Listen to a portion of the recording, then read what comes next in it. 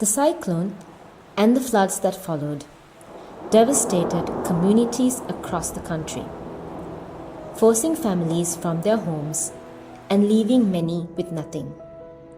In those critical moments, your support allowed 𝘙𝘁𝘪 Sri Lanka to respond immediately.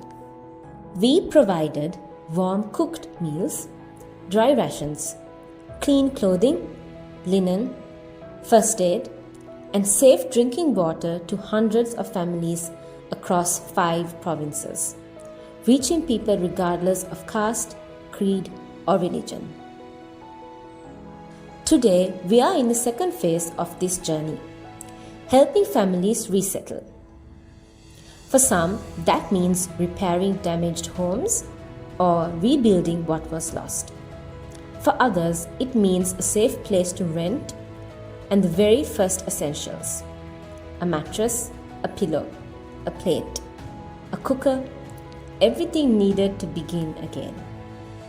And next, we will focus on healing, providing mental health support and counseling for parents and children, helping them cope, recover, and rediscover hope.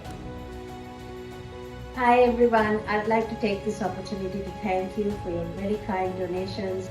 We're so grateful for all your support.